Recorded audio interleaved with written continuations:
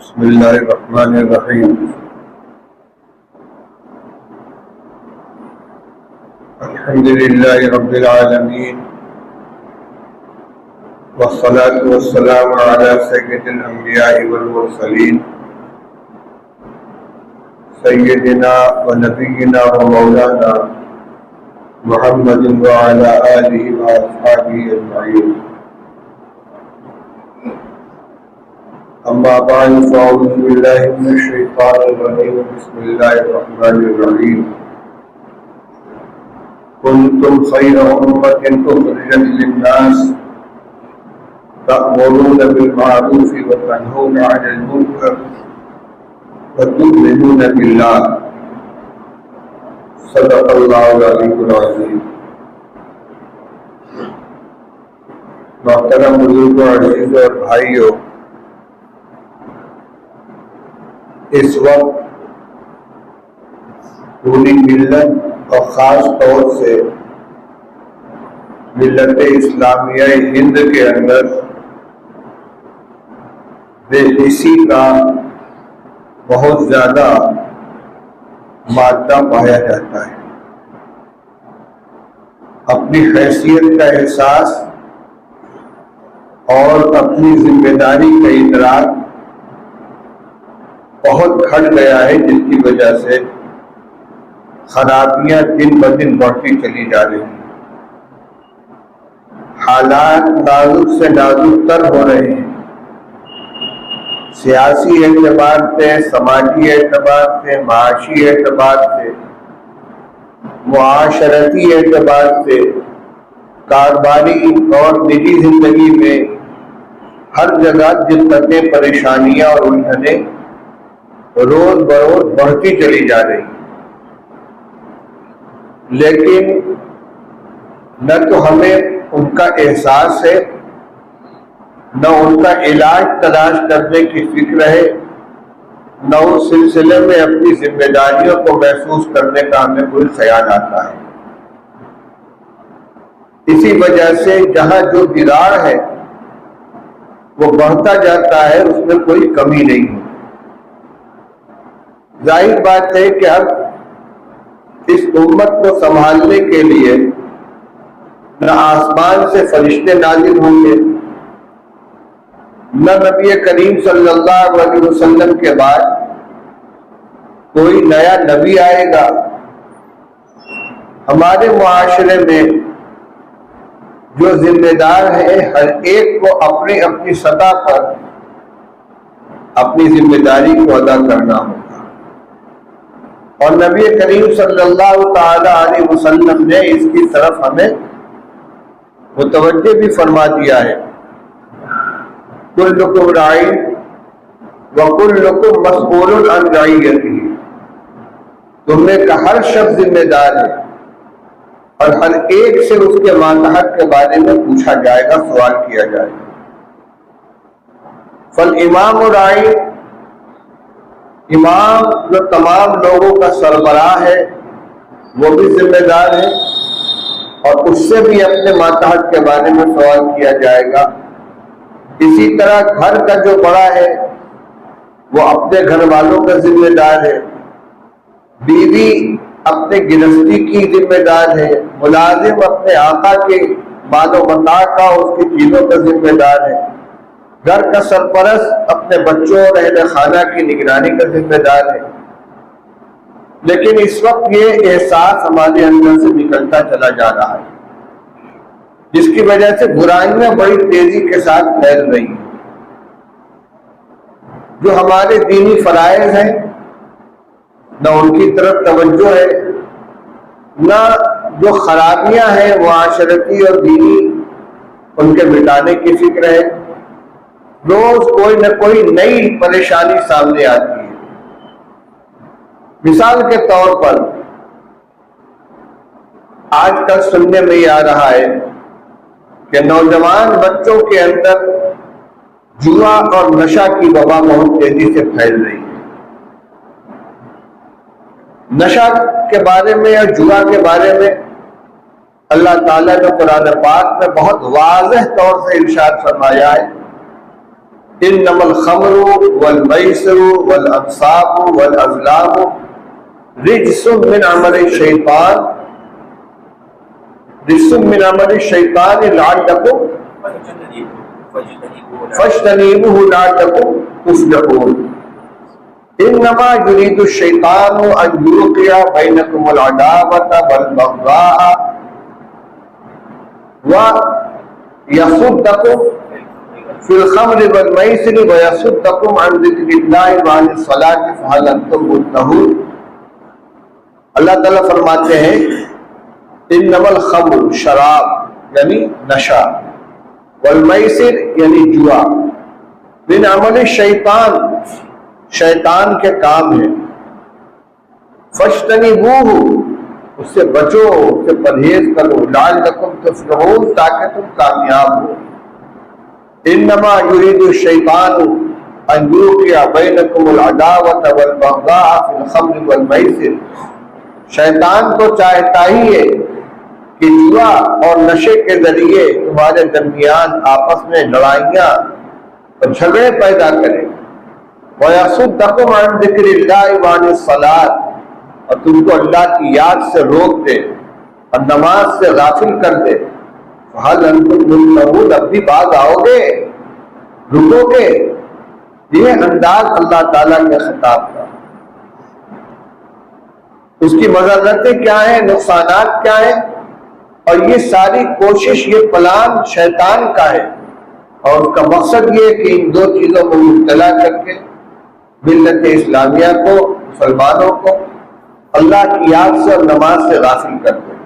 نماز جو سب سے اہم فریضہ ہے، اور اللہ کی یاد جو اللہ سے رشتہ قائم کرنے اور اپنے مسائل کو حل کرنے کا سب سے مضبوط ذریعہ ہے، ان دونوں سے اس کا رشتہ کٹ جائے گا۔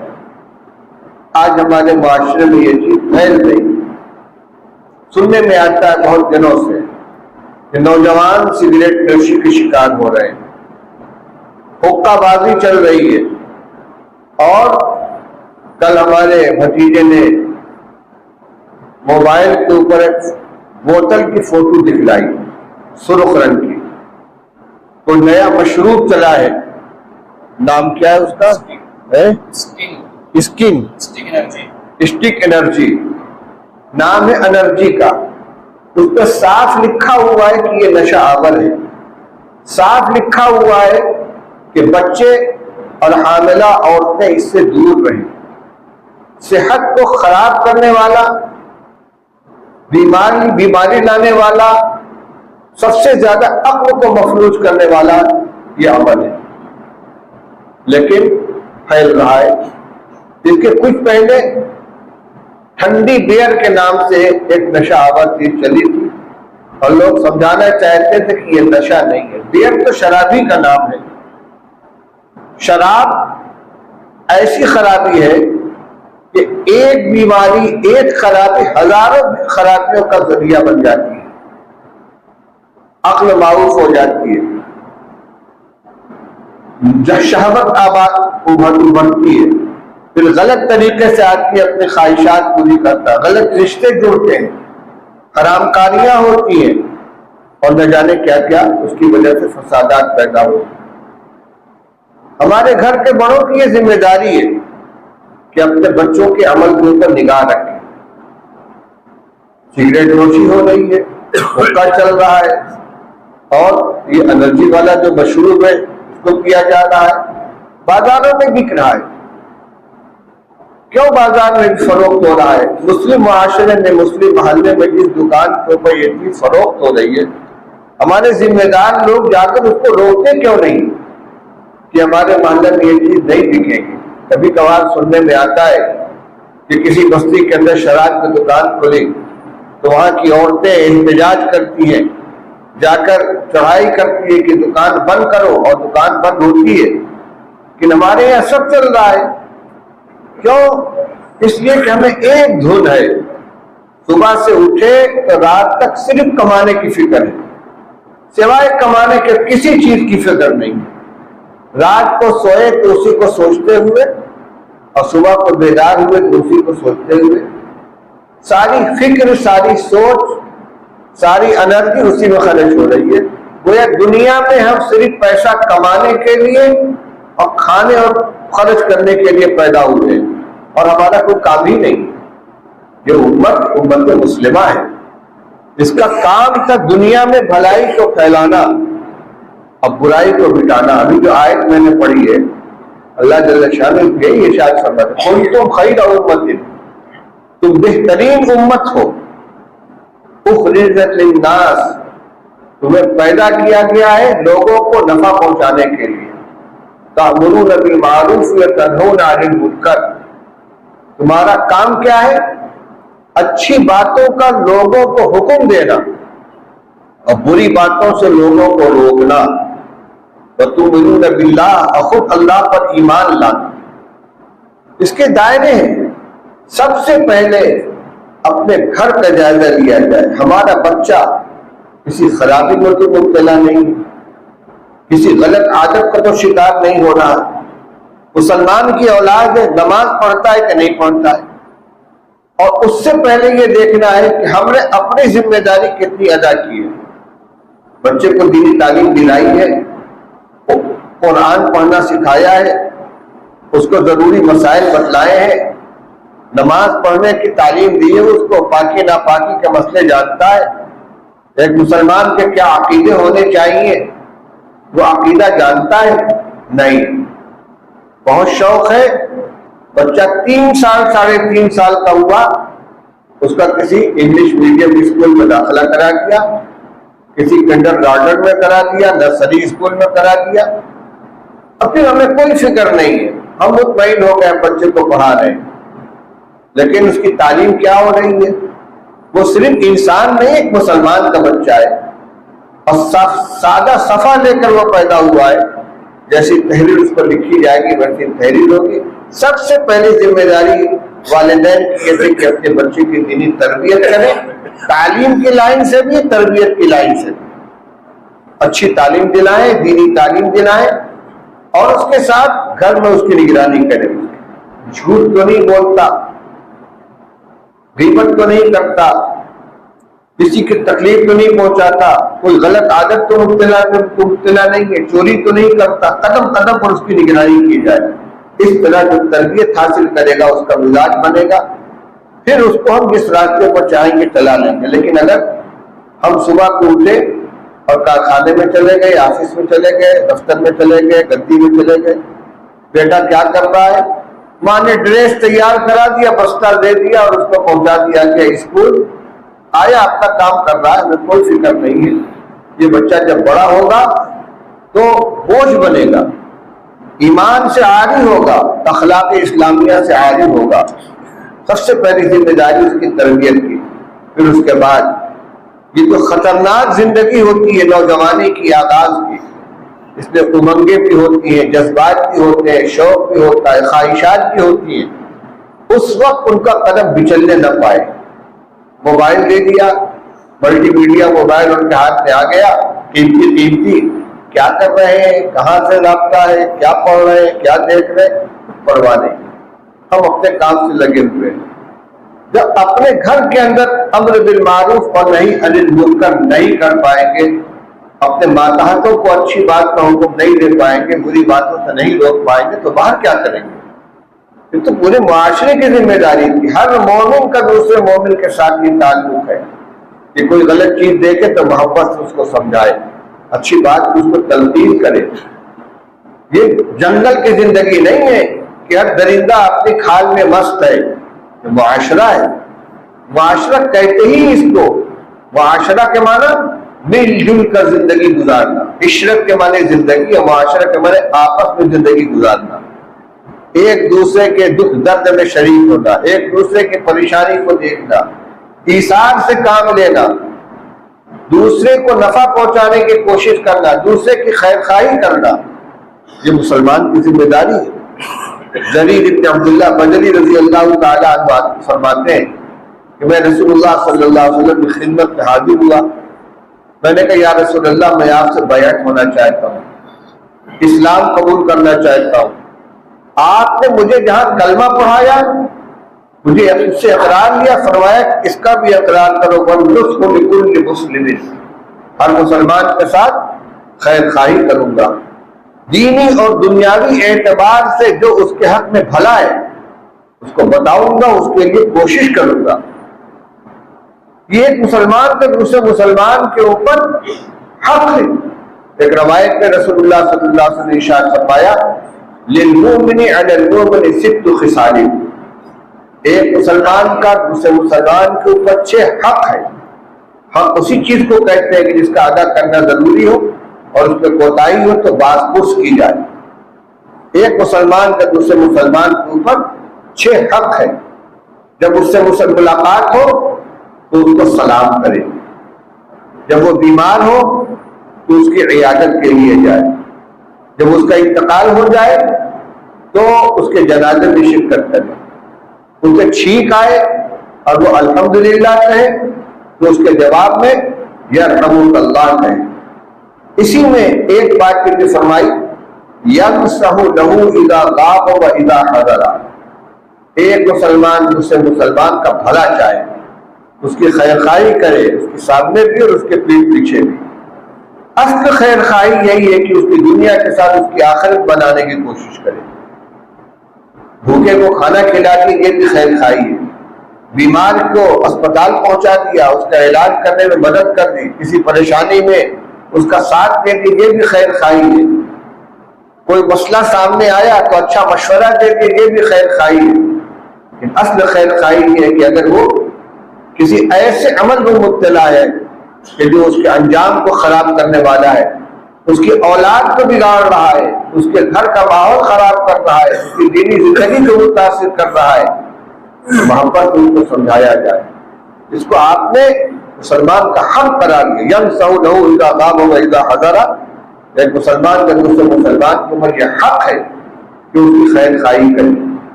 آج ہم اس چیز سے بالکل غافل ہو گئے، اپنی اپنی کھال میں مست ہے، اپنی اپنی غرض ہمارے سامنے ہے، خود غرضی کے شکار ہے، ایثار نام کے کوئی چیز ہمارے اندر نہیں ہے، دوسرے کو اپنے اوپر ترجیح دینا، دوسرے کو راحت پہنچانا، دوسرے کا نفع چاہنا، جو مسلمان کی خاص پہچان تھی، جو صحابہ کرام رضی اللہ تعالیٰ عنہ کی خاص پہچان تھی، اس کو قرآن میں ذکر کیا گیا ہے ان کے پہچان میں، وَيُؤْثِرُونَ عَلَىٰ أَنفُسِهِمْ وَلَوْ كَانَ بِهِمْ خَصَاصَةٌ، صحابہ کی صفت بیان کی گئی ہے کہ وہ اپنے اوپر دوسروں کو ترجیح دیتے ہیں، چاہے خود ان کو فاقہ ہی کیوں نہ برداشت کرنا پڑ جائے۔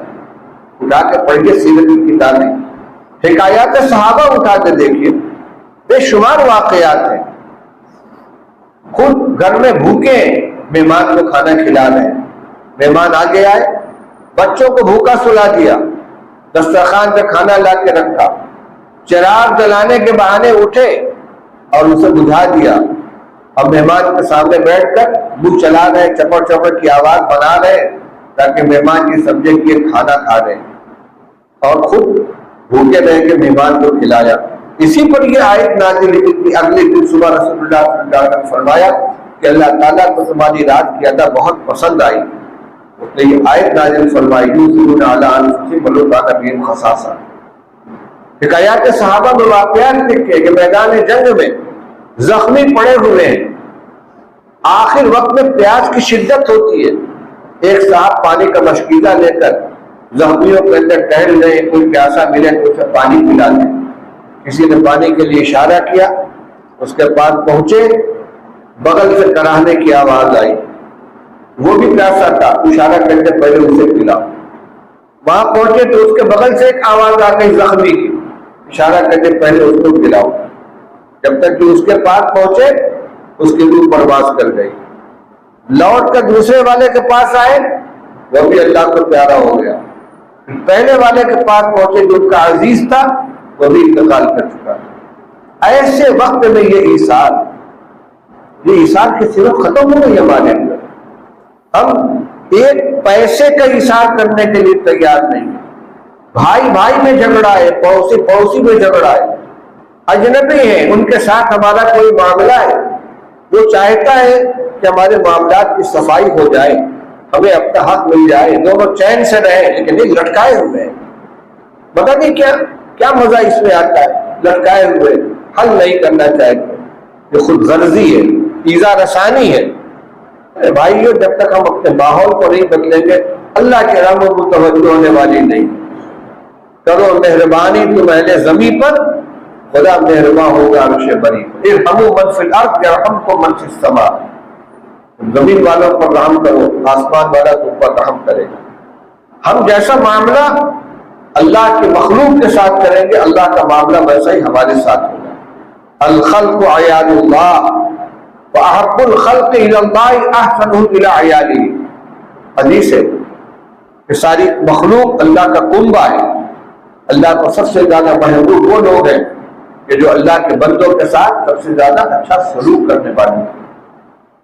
یہ متفرق باتیں میں نے آپ کے سامنے عرض کی ہے، بے حسی ہمارے اندر جو آ گئی ہر لائن سے، اپنے دین کے بارے میں بھی۔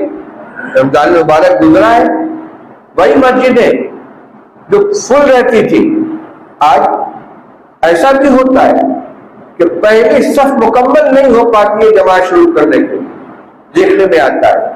بعض معذور لوگ ہیں کرسی لے کے کنارے بیٹھتے ہیں نماز پڑھنے کے لیے، اقامت ختم ہو جاتی ہے، صف پوری نہیں ہوتی، اس کو کرسی لے کر بیچ میں آ کے بیٹھنا پڑتا ہے، دیکھنے میں اچھا نہیں لگتا۔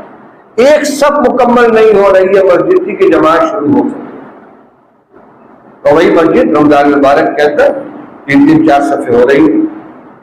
قرآن پاک کی تلاوت رمضان میں شوق سے کی، اب دیکھ لیجیے، اپنا جائزہ خود لے لیجیے کہ رمضان گزر جانے کے بعد سے کتنے پارے کی تلاوت ہوئی، کئی دن قرآن لے کر بیٹھے ہیں۔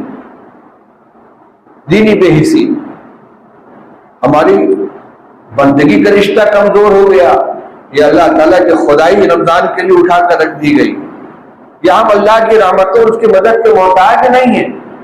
یہ جتنی حالات کی ہم شکایتیں کر رہے ہیں، حکومت کی، فرقہ پرست طاقتوں کی، دشمنوں کی، اور فلاں اور فلاں اور فلاں کی، یہ ساری مصیبتیں ہماری لائق ہوئی ہیں۔ ہم نے اس کو دعوت دی ہے، ان کو حضور صلی اللہ علیہ وسلم نے ارشاد فرمایا تھا، وقت زیادہ ہو رہا ہے، ایک روایت سنا کے بعد ختم کرتا ہوں۔ رسول اللہ صلی اللہ علیہ وسلم نے ارشاد فرمایا تھا، یوشک الامم ان تداعی علیکم کدداعیۃ الآکلۃ الی قصعتھا۔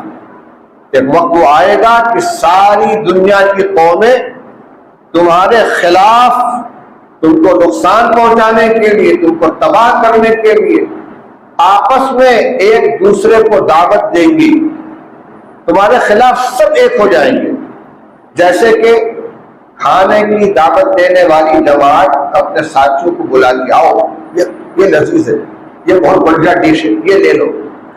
اس طرح کھانے والے جس طرح ایک دوسرے ساتھیوں کو بلاتے ہیں، تم سب کا لقمہ تر بن جاؤ گے۔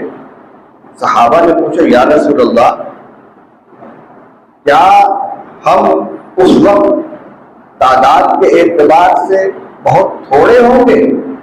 بہت تعداد کم ہو؟ فرمایا نہیں، تمہاری تعداد بہت ہوگی، لیکن تمہاری مثال سیلاب کے پانی کے اوپر بہنے والے کوڑے کرکٹ جیسی ہو جائے گی، جس کا کوئی وزن نہیں، کوئی قیمت نہیں۔